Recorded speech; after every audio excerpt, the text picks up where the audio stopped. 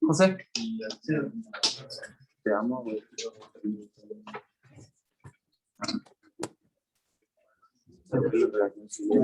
Vamos a empezar, ¿vale? Ya de hoy me toca el tema de sangrado de tubo de tipo medio y bajo. Soy R1 de medicina interna, me llamo José Briviesca. Las generalidades del sangrado de tubo digestivo bajo son que es un sangrado que se presenta a partir del ángulo de Treitz para la parte inferior del tubo digestivo. Esto es hasta la región del recto y del ano. Esto se puede producir por diferentes tipos de lesiones, puede ser desde una causa central, una causa mecánica, una causa obstructiva que también puede generar un sangrado. Para esto, pues nosotros ya habíamos visto previamente el tema de sangrado del tubo digestivo alto, en el cual la división está dada por este ligamento, ese repliegue de peritoneo, el cual hace la división entre el superior y el inferior. La parte media, que es la parte que se considera que es el intestino delgado como tal, antes pues, se hacía la división entre intestino delgado y intestino grueso, ahora se hace completo, es intestino bajo o sangrado de tubo digestivo bajo, para que no haya una confusión, aunque las causas del sangrado pueden ser diferentes, y vamos a verlo más adelante. Como epidemiología tenemos que hay una estimación de la incidencia aproximadamente de 20.5 casos o 20.5 pacientes por cada 100.000 habitantes. Y esto se presenta en individuos entre la tercera y la novena década de la vida, y dependiendo de cuántas más décadas más avances, el riesgo puede ser inclusive de 200 veces mayor a cuanto te acerques a la novena década de la vida. Es más común en hombres que en mujeres, y este representa el 1 al 2% de urgencias hospitalarias en hospitales de Estados Unidos donde tienen la estadística de este tipo de casos. Y el 15% representan un sangrado masivo. De ese 15%, el 5% requiere una intervención quirúrgica de urgencia, la cual puede ser multidisciplinaria o puede ser de múltiples o con un resultado diferente, ¿vale? Y las principales causas que ellos consideran son los divertículos y las angiodisplasias. Pueden ser diferentes dependiendo de la región del país o inclusive del continente. Eso también es una gran diferencia e importancia y tiene relevancia, porque de ahí vamos a hacer el abordaje, ¿vale? La fisiopatología es muy sencilla. Hay hemorragia por parte del tubo digestivo por una previa lesión, la cual puede ser, como les dije, multifactorial. Esto genera una disminución del retorno venoso. Esto genera una disminución del gasto cardíaco, una vasoconstricción refleja a nivel sistémico y también a nivel enteral, lo cual nos lleva a un aumento de las resistencias vasculares, tanto del corazón como sistémicas, hipotensión, y genera la sintomatología. La sintomatología se va a presentar dependiendo del grado del sangrado. Como sabemos, el choque hipovolémico lo dividimos en 4 grados, dependiendo de ese tipo en esa clasificación es donde lo vamos a encontrar, ¿vale? Y las manifestaciones más comunes que podemos tener son la rectorragia, la hematopesia y la melena. La rectorragia, como su nombre lo podemos ver, es sangre roja fresca que sale a través del ano, y puede ser presentada sola o con las heces. Aquí la rectorragia puede ser inclusive por esfuerzo o sin esfuerzo. Y esta sangre es roja vinosa, es completamente fresca. La hematopesia también se podría confundir con la rectorragia, pero hay una pequeña diferencia. Aquí el color vinoso siempre va mezclado con las heces. Y la hematopesia, entonces, ¿cuándo se presentaría? Al defecar, exactamente. Y finalmente tenemos la melena, que es la sangre digerida, que es color negro o rojo oscuro. La característica que tiene la melena es que se presenta con un olor fétido. Esto es derivado de que ya fue sangre que se digirió previamente, y nos sugeriría más un sangrado de tubo digestivo alto, pero recuerden, como estamos a partir del ángulo de Treitz, que es del duodeno, si sangró a ese nivel, en lo que se digirió puede producir melena. Entonces el abordaje cuando se presenta melena tiene que ser por ambos lados, por el sangrado tubo digestivo alto y el sangrado tubo digestivo bajo, para saber dónde está el sangrado, ¿vale? Hay una clasificación que lo divide dependiendo de la pérdida hemática. Puede considerarse sangrado masivo, sangrado moderado o sangrado oculto. El sangrado masivo generalmente son pacientes que tienen múltiples problemas médicos y predisposiciones, y se considera que puede ser a partir de los 65 años. Son más susceptibles de pérdida hemática masiva. Y aquí la presentación clínica podría ser hematopesia o sangre roja fresca, o rectorragia propiamente dicho. Se presenta inestabilidad hemodinámica, Y aquí los niveles de hemoglobina debemos de tener una meta de tenerlos a más de 6 gramos por litro, por decilitro. Entonces, el único problema aquí es que el sangrado es tan rápido que la hemoglobina desciende muy rápido. Y cuando hacemos la reanimación, hacemos una dilución de la misma hemoglobina. Entonces, debemos tener cuidado con eso. También las principales causas se consideran que son los divertículos y las angiodisplasias. Y puede tener, cuando se presenta el sangrado masivo, una mortalidad de hasta el 21%. El siguiente sería el sangrado moderado, que puede ser en cualquier paciente a cualquier edad. Aquí la presentación clínica sería hematoquesia o melena. Y también se puede llegar a presentar hemodinámicamente inestable, pero lo más común es que sea hemodinámicamente estable. Y puede ser multifactorial.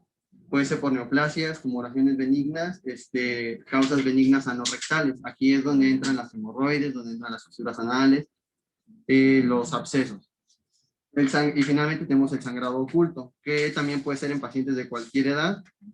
Puede generar normalmente anemia microcítica durante el abordaje, porque finalmente, como es un sangrado oculto, no va a ser tan perceptible hasta que hagamos las pruebas eficaces para la detección del sangrado. Y aquí puede ser multifactorial. Y nuevamente puede ser congénito, puede ser inflamatorio, puede ser neoplásico, o puede haber cualquier cantidad de factores que predispongan a un sangrado oculto. Ahora, también hay otra clasificación en la cual nos dice que los tipos de sangrado pueden ser anatómicos, y un ejemplo sería por diverticulosis, vascular, que puede ser por una angiodisplasia, una isquemia o inducida por radiación en tratamientos para ciertos tipos de neoplasias.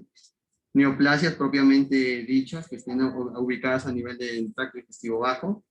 Y finalmente las inflamatorias, que pueden ser infecciosas o no infecciosas. Las inflamatorias infecciosas pueden ser por cualquier enterobacteria o virus, vamos a verlo también más adelante, y las no infecciosas como la enfermedad de Crohn o el CUS. ¿Vale?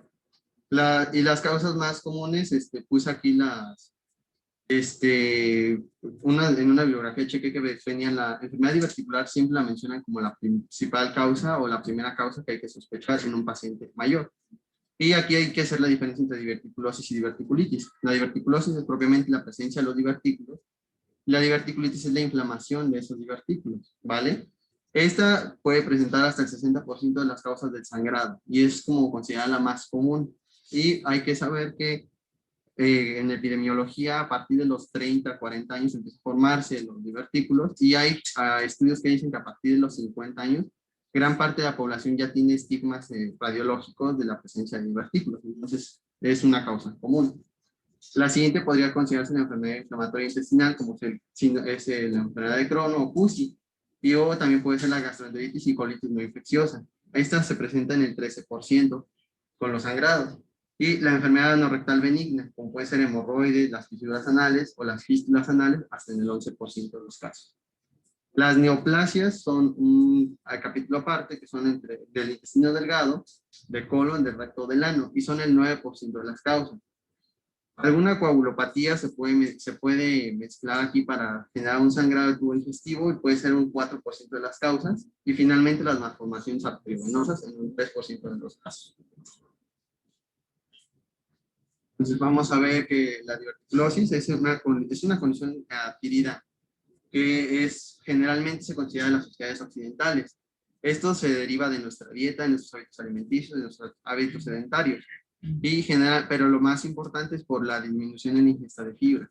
Esto lo cual genera es que el tránsito intestinal colónico sea lento, el aumento en las presiones para la movilización de las heces genere un aumento de las presiones dentro de las austras y esto genere en las zonas de debilitamiento la formación de los divertículos propiamente. En las zonas de debilitamiento son en las zonas donde están las arterias perforantes, que son las que se encargan de la nutrición de la mucosa del intestino, ¿vale? Aproximadamente el 50% de los adultos mayores de 60 años tienen evidencia de esta enfermedad. Entonces, sería bueno que a partir de esta edad se hicieran screenings para saber quién está en riesgo de presentar un sangrado. Y los más comunes son en el sigmoides y en el colon ascendente. Son los más comunes, pero se sabe que también hay divertículos del lado derecho del colon transverso, que son en los menores de los casos, o inclusive hay divertículos en el intestino delgado. Igual es raro, pero puede ser que sea una de las opciones del diagnóstico.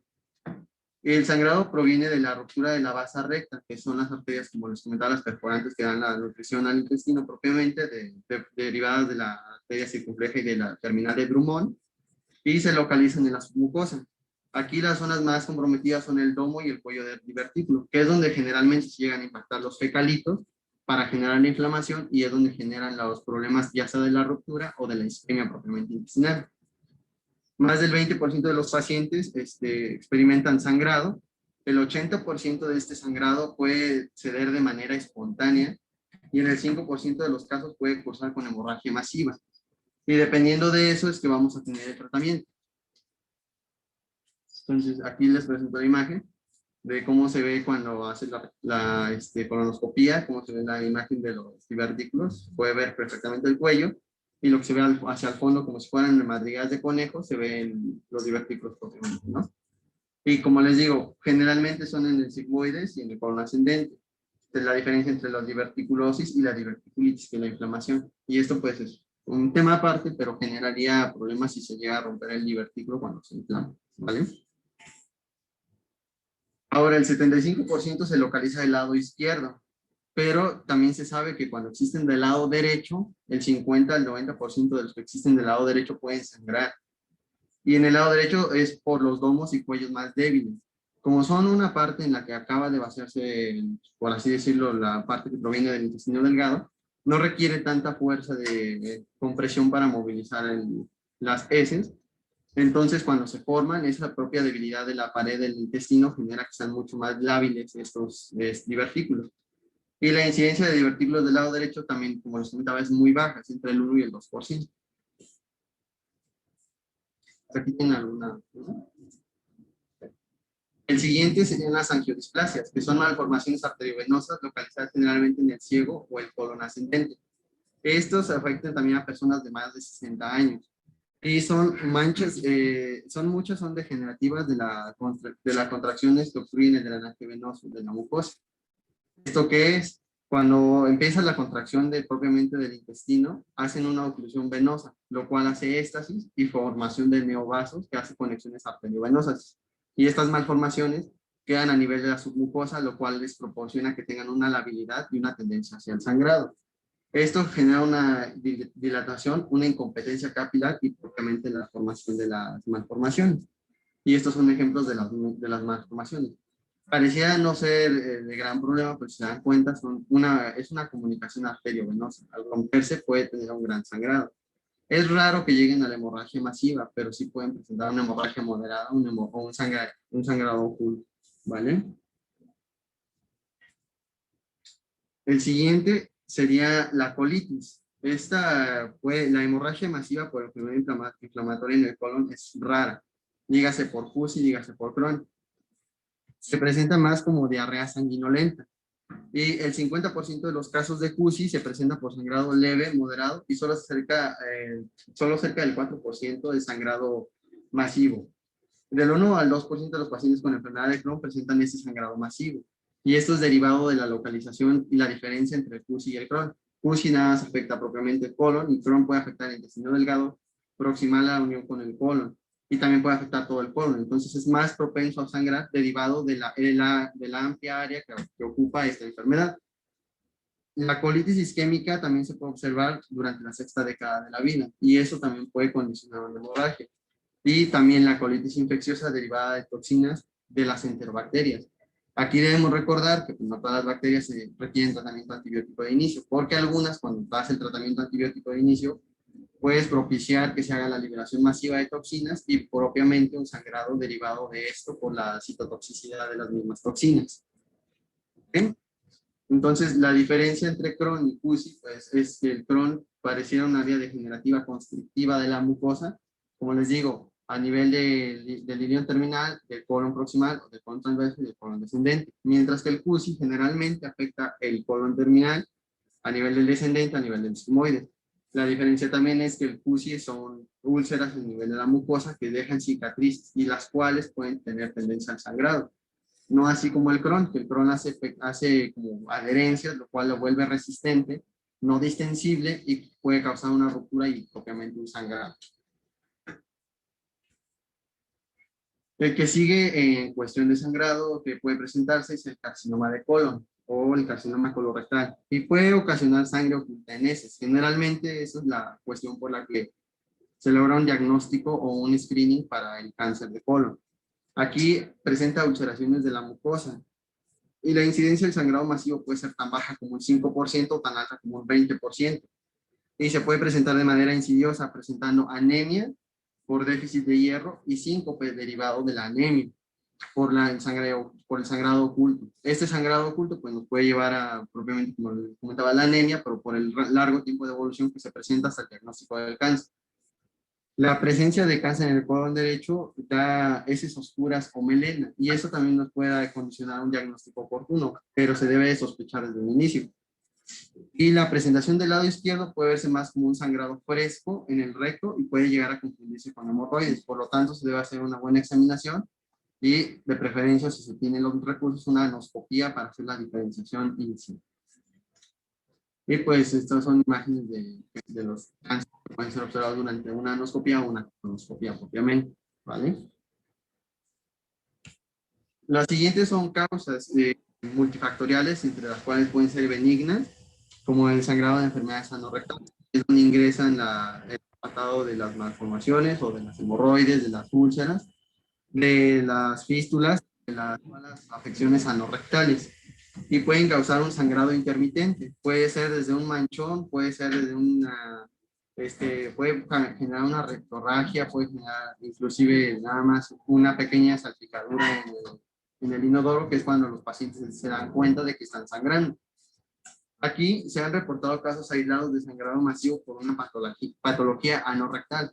Es muy raro que una hemorroide te dé un sangrado masivo. No quiere decir que no ocurra, pero es en el menor de los casos. Lo mismo que una fisura anal, es rarísimo que dé un sangrado masivo, pero lo puede dar. También otra cuestión que puede dar sangrado de tubo digestivo bajo es una cirugía previa. Aquí el ejemplo que se puede presentar muy fácilmente es una cirugía para retiro de pólipo. Después de retirar un pólipo, tienes del 0.1 al 3% de probabilidad de presentar sangrado durante 30 días después de la cirugía, y lo cual se le debe explicar al paciente que es normal, porque muchas de las ocasiones al hacer el cambio de médico tratante, le inicia nuevamente un abordaje cuando ya sabemos que el sangrado es derivado de un procedimiento previo. Y otras causas más, menos comunes o de las menos mencionadas son síndromes que se llegan a presentar en la infancia o en la juventud, son el síndrome de Peutz-Jeghers, los hemangiomas, adenocarcinomas del intestino delgado y que también pueden causar sangrado. Estos son los gastrinomas, pueden ser derivados de la región biliar, de la región pancreática, el divertículo de Meckel, todas esas causas raras que no son diagnosticadas en la infancia, que técnicamente como internistas sería raro que nos corresponda, pero se debe sospechar. Hay gente que al no hacerse el abordaje temprano, muchas de las ocasiones llegan a los 30, 40 años con un divertículo de Meckel funcional hasta cierta edad de la adultez. Y pues aquí lo que vemos son ejemplos de fisuras anales, también de comunicaciones de los esfínteres, que son las hemorroides, perdón, y las fístulas, perdón, se me olvidó la palabra. Y de los diferentes tipos de fístulas que pueden ocasionarse. Todo esto es derivado de igual un mal consumo de heces o eventos traumáticos a esa región. Y pues las hemorroides, pues sabemos que es derivado de la éstasis propiamente, a nivel de las almohadillas de los plexos venosos, ¿vale? De las hemorroides, ¿vale? Otra causa que es también poco conocida es la infección por VIH. La infección por VIH puede cursar con sangrado tubo digestivo bajo. Y como les digo, es una causa muy rara, pero esto es debido a la capacidad que confiere la infección del VIH al paciente de ser sobreinfectado con otra causa, como puede ser el citomegalovirus, que también puede dar algo que se llama colitis idiopática con la infección del VIH, sarcoma de Kaposi o linfoma.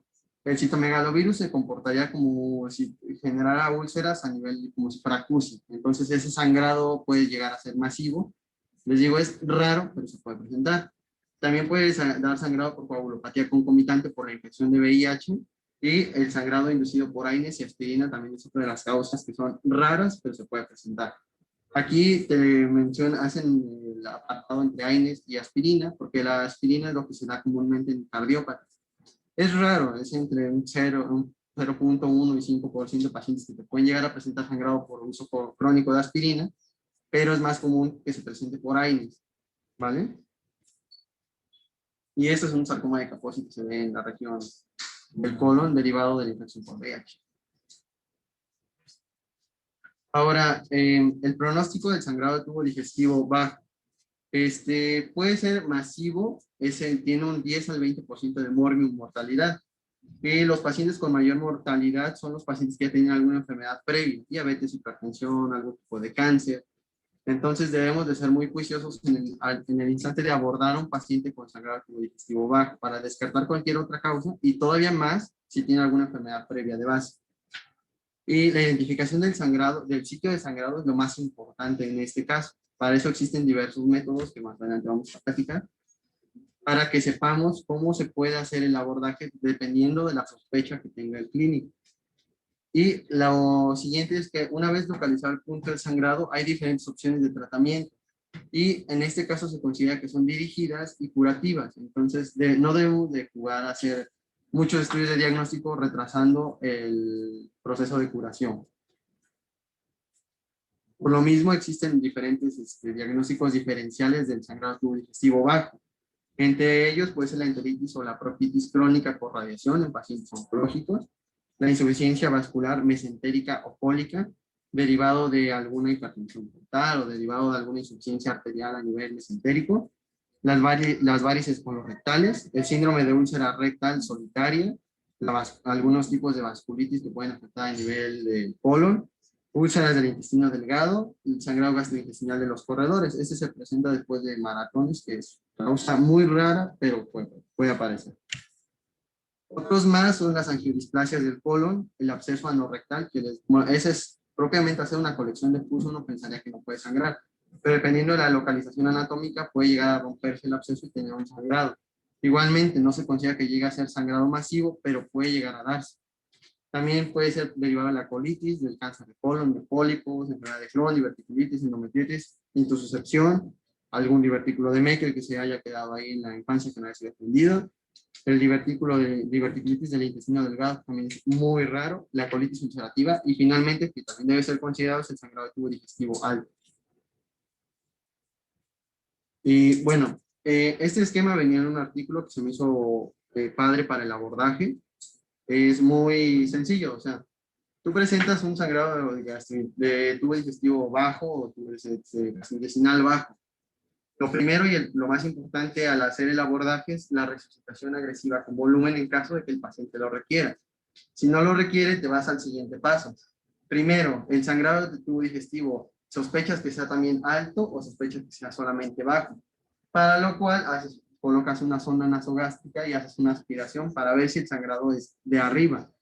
Si es positivo, en la aspiración de sangre, lo que vas a hacer es una serie esófago-gastroduodenal y haces un tratamiento propiamente del sangrado superior. Pero si es negativo, te vas al siguiente apartado.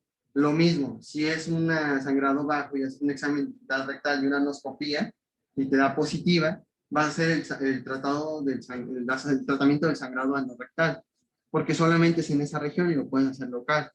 Pero si sale negativa, también te vas ahora al siguiente paso. Es un sangrado moderado, intermitente o masivo. Si es intermitente, vas a hacer una colonoscopía. Y de la colonoscopía, si sale negativa, tú nada vas a observar a tu paciente. Y de ahí puedes hacerle una sintomografía con tecnesio, lo cual es rarísimo que se pueda hacer aquí, porque es caro. O puedes hacer una endoscopía y una cirugía. Y si sale positiva, das un tratamiento endoscópico. Aquí lo más importante es, después del tratamiento endoscópico, haces una observación del paciente. Si vuelve a resangrar, si resangras, das el tratamiento endoscópico nuevamente. Y ahí tienes varias oportunidades. Pueden ser 2 o 3 veces de tratamiento endoscópico. Pero si hace un fracaso total del tratamiento endoscópico, lo que haces es una resección segmental del lado afectado. Porque ya no va a retirarse el sangrado propiamente, ¿vale? Ahora, si es un sangrado moderado, en ese artículo lo que hacen es irte directamente a una cintografía y puede ser positiva y haces una resección segmental o haces una angiografía mesentérica. Puede ser cualquiera de los dos pasos. Como les digo, la cintografía es difícil que se haga porque son eritrocitos marcados con tecnecio, que eso se necesita medicina nuclear, que no es posible obtenerla en todos lados. Entonces, sería un poco difícil, pero o sea, aquí sigan siguiendo el abordaje, hacen la angiografía mesentérica o la resección segmental, la cual sea más aceptable en ese momento. Si te vas por la angiografía mesentérica y sale positiva en la región del sangrado, lo que vas a hacer es una resección segmental. Si sale negativa, tienes que hacer una endoscopía durante la cirugía. Y si sale positiva, de todos modos vas a hacer una resección segmental de la zona afectada. Pero si sale negativa, vas a hacer una colectomía total. La diferencia entre hacer una resección segmental y la colectomía total es que puedes cortar segmentos y no hacer una hemicolectomía. El algoritmo lo que hace es como, pareciera que gastas muchos recursos, pero lo que hace es conservar la mayor cantidad de intestino posible antes de hacer una hemicolectomía o una colectomía total. Ahora, como les digo, hay varios métodos. La cintografía sí es caro y lo vamos a ver más adelante. ¿Hasta aquí alguna duda, comentario?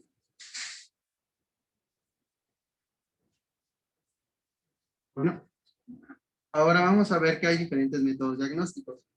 Nos podemos basar generalmente en tres que son los más importantes, que son la colonoscopía, la tomografía y la ecografía por tomografía computarizada.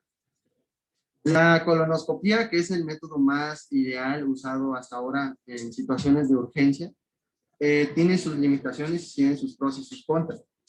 El pro es que puedes localizar el segmento si se encuentra al alcance propiamente del colonoscopio y puede ser terapéutico en el momento.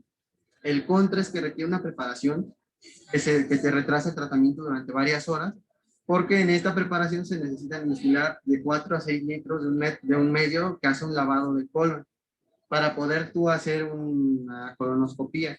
Y eso te lleva de 3 a 4 horas en lo que haces esta preparación. Ya que si no te interesa hacer la preparación como se hace clásicamente, hay otro tipo de preparación con solamente 1 litro de solución, que es una solución hipertónica que se instila durante 1 hora y se hace la colonoscopía. Lo difícil o diferente de este método de preparación es que el que se prepara en 1 hora no te asegura que va a estar limpia la vía durante la colonoscopía. Entonces te puedes encontrar sorpresas desagradables durante la colonoscopía, ¿vale? Y puede ser inclusive no diagnóstica, porque eso mismo de que todavía haya materia fecal ahí, te impida hacer propiamente una terapéutica o un abordaje diagnóstico correcto. Y como les digo, aquí lo padre del colonoscopio es que te sirve como tratamiento definitivo. Puedes colocar un tratamiento con termorregulación, puedes hacer una colocación o infiltración de adrenalina, colocar un kit o usar un láser de argón para hacer detener el sangrado propiamente. El siguiente método diagnóstico es la tomografía. Aquí te puede hacer una diferencia muy importante entre isquemia y hemorragia intramural. Lo que sirve la tomografía es para ver el grosor de la mucosa y el grosor propiamente del colon. Si es menos de 1 milímetro o se adelgaza 1 milímetro, propiamente lo que puedes ver es que es una isquemia. Como les digo aquí, el único problema que tiene es que tiene una falla para determinar el origen. Porque si es una colitis isquémica, tú no vas a saber a nivel de dónde. Simplemente vas a ver isquémico completamente el colon, entonces ¿dónde te vas a orientar para hacer el abordaje? Ahora, también la tomografía tiene la limitación de que si está el sangrado activo, no vas a saber dónde está. Es rarísimo que lo puedas ver a menos que ocupes un medio de contraste intravenoso. Otra de los métodos que menciona es una tomografía trifásica, de medio de contraste, en la cual tú tomas medio de contraste oral y medio de contraste intravenoso. Pudiera llegar a ser útil, pero igualmente el sangrado tendría que estar activo en el momento en que tomas la tomografía para que tú ubiques el punto del sangrado, y el sangrado debe ser activo. Deben ser varios mililitros por minuto, si no, nunca lo va a detectar. Finalmente viene la angiografía por tomografía por sustracción por tomografía computarizada. Se dice que es un método diagnóstico muy sensible, muy específico. Tiene una sensibilidad del 82.5 al 89% y su especificidad va del 74 al 96.9%. La angiografía lo que te determina es dónde está el sangrado y puede ser determinarlo desde 0.1 a 0.5 mililitros por minuto de sangrado. Pero nuevamente, si el sangrado no está activo, la angiografía puede resultar negativa y puede no servirte completamente para el diagnóstico, ¿vale? Hay otros, como les decía, el estudio por radionúclido o escaneo por radionúclido, que es la citografía. Aquí es muy bonito porque marcas a tus eritrocitos y esto te puede servir hasta varios días después varios días después de la colocación de los mismos eritrocitos, al igual que los eritrocitos matados por magnesio. El único problema que se le ve es que tiene 50 menos por ciento de especificidad que la colonoscopia o que la angiografía misma. O sea, tienes que ser muy juicioso de que el sangrado está activo en ese momento para poder administrar los eritrocitos marcados para hacer la desintegrografía. Al igual que con el tecnecio. Con el tecnecio lo que puedes hacer es que puedes hacer un seguimiento durante 24 horas una vez que instilaste los eritrocitos que marcas con tecnecio, que te pueden servir hasta 24 horas y pueden descubrir dónde está la acumulación o dónde está el sangrado.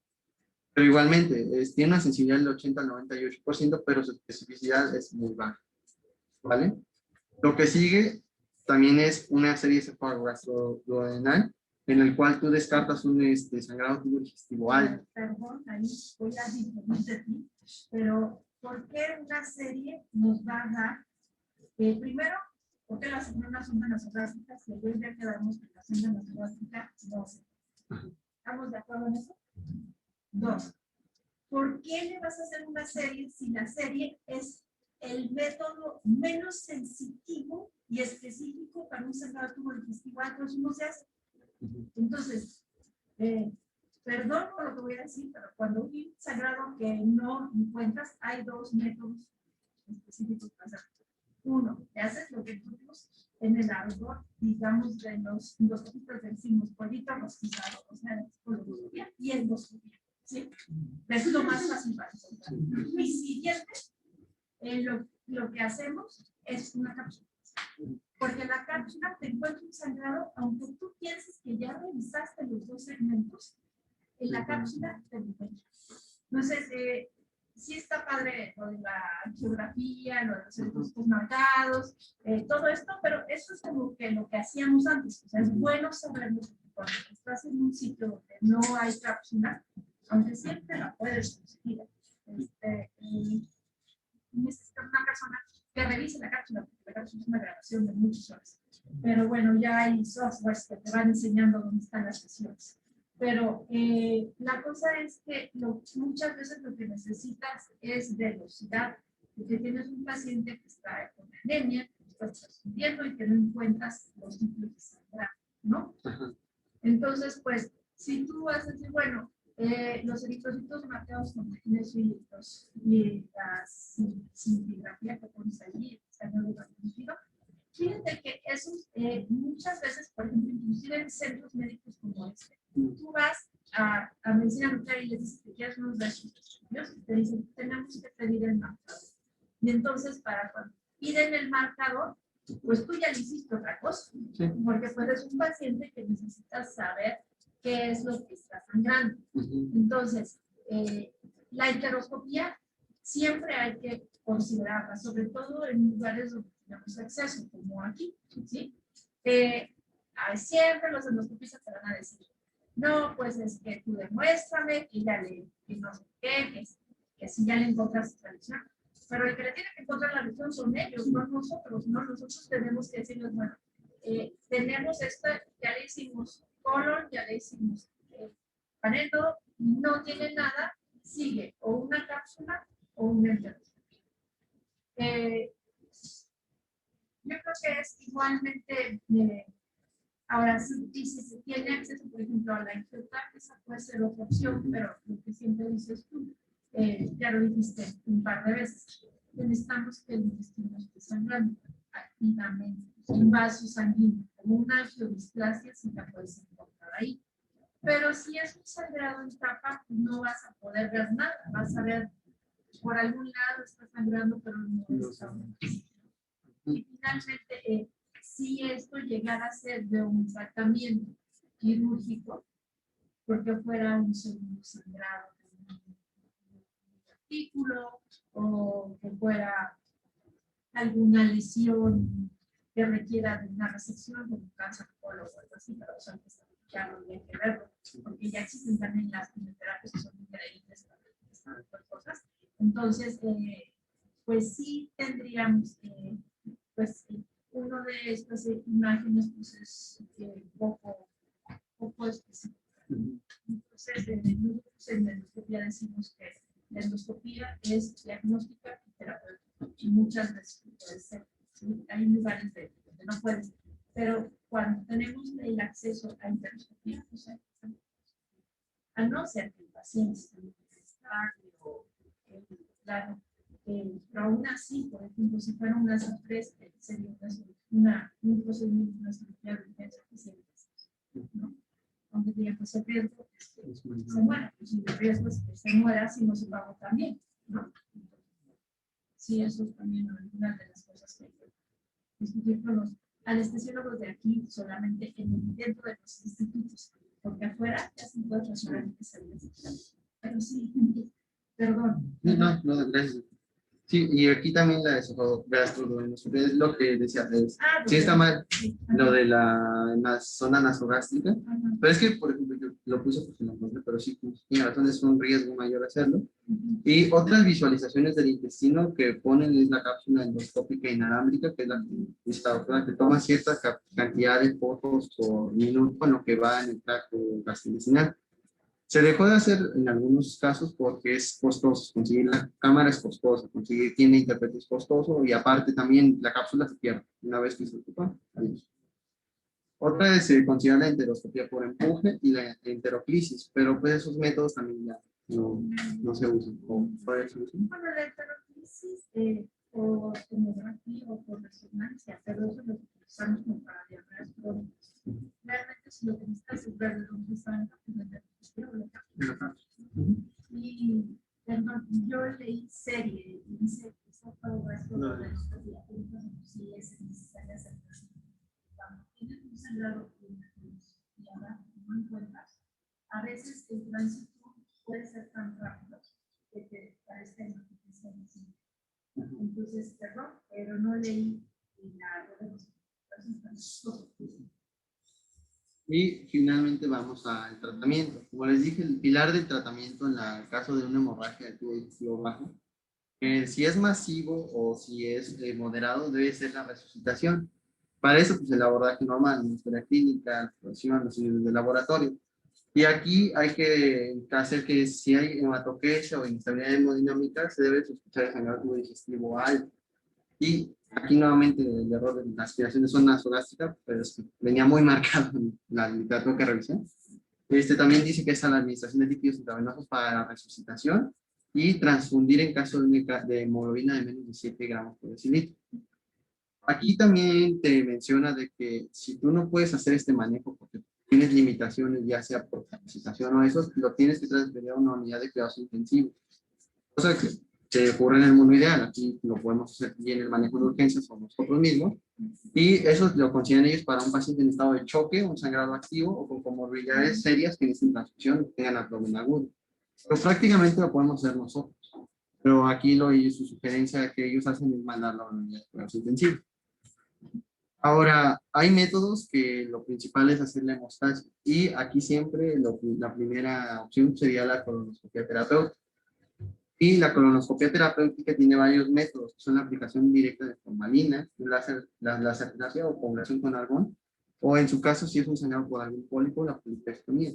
Aquí se pueden hacer múltiples abordajes con la colonoscopia, derivado de, como comenté antes, se pueden hacer la hemostasia con la aplicación de soluciones, puede ser la hemostasia con aplicación de cualquier método que tenga capacidades de usarse con el colonoscopio. La otra sería con la terapia vasoconstrictiva. Hay diferencias y estudios en los que te dicen que puedes usar epinefrina o vasopresina. Si ocupas vasopresina, se recomienda que ocupes 0.2 unidades por minuto con la repetición de angiografía a los 20 minutos para detener el sangrado. Lo que hace aquí es una constricción de la parte sangrante, pero este es un tratamiento sistémico. Este no es un tratamiento local. La única diferencia y peligro que se presenta es que detiene el sangrado sí en el 91% de los casos, pero puede recurrir en el 50% de los mismos. Entonces, técnicamente es como no hacerle nada al 50% de los casos de sangrado. Por eso esta terapia no es tan recomendada, pero se sigue colocando incluso actualmente.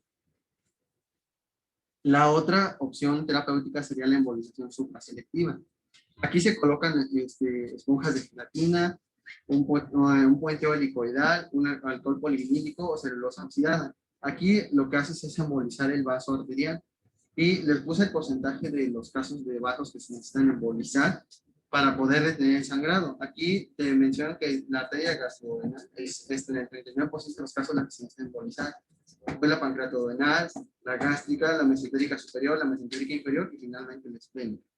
Estos casos son, también la embolización supraselectiva se necesita de un equipo especial donde se puede hacer la angiografía y llegar directamente hasta el vaso, lo cual puede ser tardado. Entonces, igualmente se debe de considerar la estabilidad del paciente. Lo que pasa aquí también es que tienen unas complicaciones muy serias. Puede generar un infarto colónico por una embolización mal hecha, isquemia e infarto intestinal, y no solamente el segmento que tú embolizaste, sino generalizado, derivado de alguna coagulopatía que tenga el paciente, y tiene una tasa de éxito del 82%, pero el 18% de los mismos puede tener una recurrencia y el 3.6% puede presentar un sangrado tardío, que es en los primeros 30 días posterior a la embolización supraselectiva. Ahora, las terapias endoscópicas, que son las más sugeridas y son las consideradas las mejores, pueden hacer el control con terapias locales, como les había comentado, con varios agentes cauterizantes o con algunos equipos nuevos, como son la colocación de láser. También se recomienda el uso de epinefrina en la perilesional para hacer una vasoconstricción local y se ocupan hasta 12 mililitros de epinefrina para poder detener el sangrado. Aquí las endoscopías también pueden utilizar fotocoagulación láser, electrocoagulación y termoscopía con sonda. Y se considera que tienen un mejor resultado que todas las terapias anteriormente mencionadas, derivado de que no requieren más que la preparación del paciente, se pueden hacer de urgencia, o la preparación rápida que les había comentado y se pueden hacer y detener el sangrado mucho más rápido que prepara a tu paciente para una angiografía para hacer la supraselectiva y reduciendo los riesgos que ya les había mencionado. Finalmente tenemos la parte quirúrgica. Cuando ya no pudiste detener el sangrado con la terapia endoscópica o con las terapias alternativas que hayas usado, tenemos las cirugías de emergencia. Y pueden ser aquí, las indicaciones siempre van a ser la inestabilidad hemodinámica persistente, que haya sangrado del paciente, que tenga un sangrado recurrente o persistente y que no se le pueda detener pese a que se le haya hecho con el esquema que les mencioné, otro abordaje endoscópico y siga recurriendo el sangrado, o sea, persistente el mismo, o que tenga ya la transfusión de 4 o más paquetes globulares en menos de 24 horas, es una indicación de una cirugía de urgencia.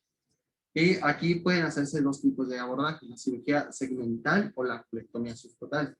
Se recomienda siempre hacer una resección segmental, pero en caso de que sea un cirujano no capacitado o la verdad sea una emergencia muy, de mucha urgencia, se puede hacer la colectomía total, se puede tener sangrado. No es lo ideal.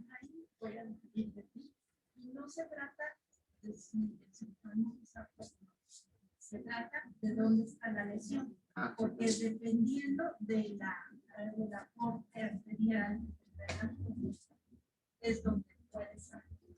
O sea, si haces una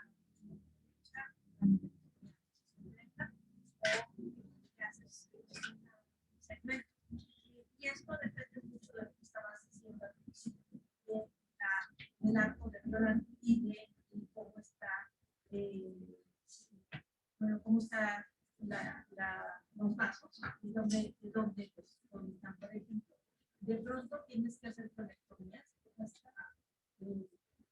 que nada más te queda el ascendente, quitas todo lo más terso, y el descendente y unes un coloncito chiquito. Sí. O de plano haces otra cosa, o haces o también por la urgencia, lo que puedes hacer es hacer una bilostomía y una colostomía. Y después, o dependiendo de lo que esté. Es más bien la localización de donde hay sangrado y de la corte sanguínea, de donde cómo vas a seleccionar. Digo, nosotros no lo tenemos que hacer, pero no es por la experiencia o la experiencia. Eso es algo como un mito urbano. Es más bien donde esté. Y esto alguna vez lo discutí con los maestros de aquí de cirugía. La doctora sí los conoció, por ejemplo, el doctor Cerón, el doctor de León, y yo les preguntaba cómo ellos seleccionaban una de estas cirugías. Pues es muy fácil, es por el aporte arterial y del drenaje venoso. Independientemente de entrenamiento, y créanme que los cirujanos entran bastante a esto, lo que sucede es que tú puedes dejar una parte isquémica si cortas mal de acuerdo al procedimiento. Es más que eso, cualquier cosa. Entonces, pues ya eso es algo que ellos van a hacer. Nosotros debemos de saberlo y no sugerirlos. A lo mejor si vemos que no sí está muy mal, a lo mejor sí, pero esto es algo muy básico. Para ellos es de acuerdo a la... Okay. Sí. Y bueno, está contraindicada la resección segmental a ciegas, siempre, nunca se debe de hacer, bueno, eso lo hacen los cirujanos. Y a pesar de la cirugía, en algunos casos, cuando se hace la resección segmental a ciegas, tiene un riesgo de resangrado del 75%, una morbilidad del 83% y una mortalidad hasta el 60%. Y esto puede ser debido a que pues, no se cortó el segmento verdaderamente afectado, se cortó algún otro segmento cuando se hace ciego. Y las complicaciones del sangrado gastrointestinal, aquí en estas complicaciones a lo que me refiero es a las complicaciones de lo que hicimos nosotros para tratar de estabilizar al paciente. Y puede haber reacciones adversas a la transfusión. Como tenemos en ocasiones que transfundirlo cuando la hemoglobina baja, puede haber esas reacciones. También puede ser sangrado intraabdominal o de la anastomosis en caso de que se haya hecho una cirugía, o puede haber ileo, obstrucciones mecánicas del intestino delgado en caso de que se haya ocupado algún material para hacer la endoscopía, o sea, durante la preparación, que haya sepsis abdominal por perforación, que haya peritonitis, infección, dehiscencias, colitis por clostridioides, neumonía, retención urinaria, infección del tracto urinario, trombosis venosa profunda o embolismo pulmonar. Esto generalmente es derivado del abordaje quirúrgico, no tanto del abordaje endoscópico, ¿vale? Y sería todo.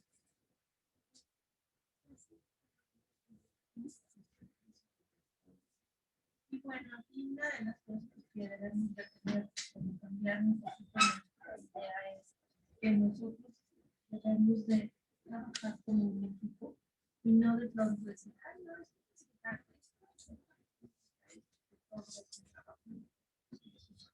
es el éxito de que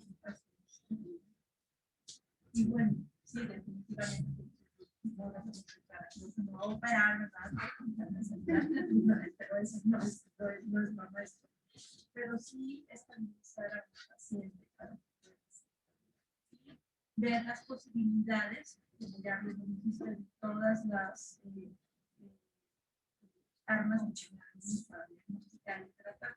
Tomar en cuenta que la endoscopía, sobre todo, por ejemplo, aquí está muy avanzada en este centro. Durante un tiempo, de verdad, parecíamos que no daban una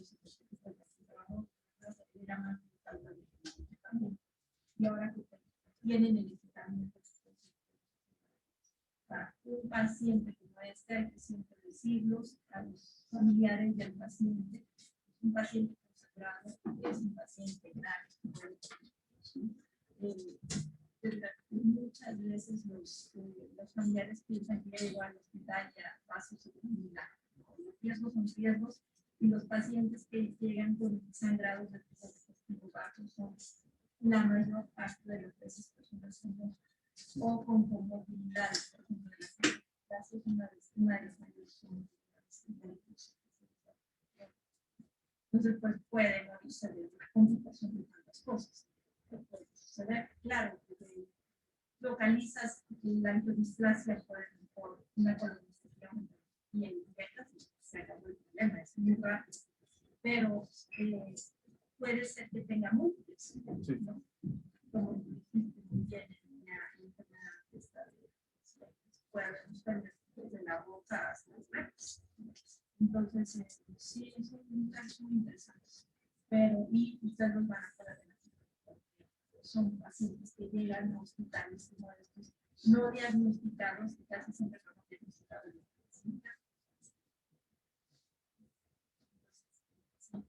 Siempre tener abiertas las posibilidades de lo que es terapia, que puede ser el diagnóstico, que puede ser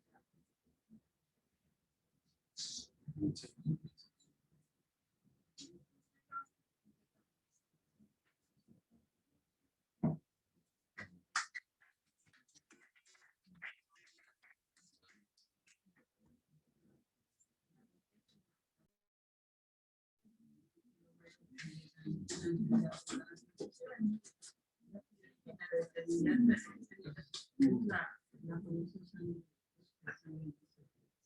sangre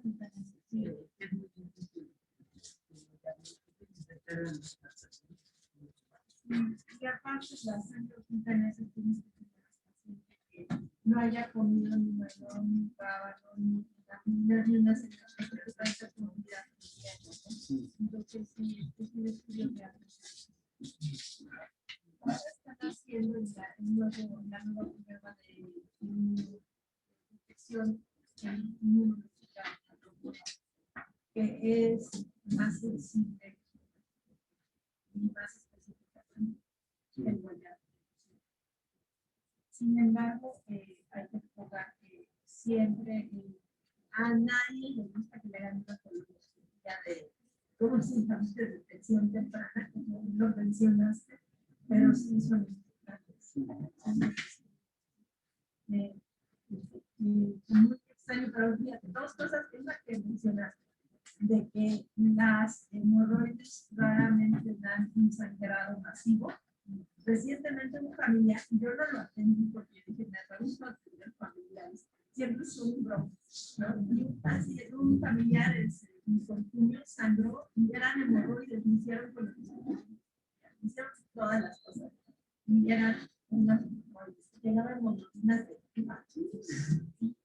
a mí se me hacía increíble. Y yo decía, no, no es que no pueden ser hemorroides, pero las hemorroides se acabaron de sentarse. Pero sí, eran unos sangrados impresionantes. Se pensó precisamente en fueron lo cual es bueno, no dentro de lo que cabe. Y otra cosa que había dicho antes, las otras hacían muchas cosas, porque no dije, sí, estoy de acuerdo contigo. Es totalmente raro, pero sí llega a suceder eso. Otros sangrados que son importantes, que pudieran llegar a presentarse. Y alguna vez nos llegó una persona que hace un escándalo en que él sangraba de divertículos y el hijo nos decía que era médico, era un médico, decía, es que cada vez que sangra le hago un enema varitado y deja de sangrar. ¿Será eso un tratamiento? Eso no es ningún tratamiento, eso es una casualidad, ¿no? De que llegaba a lo mejor el baño y tapaba el sitio. Pero sí hay cosas raras que pueden pasar y digan que es verdad.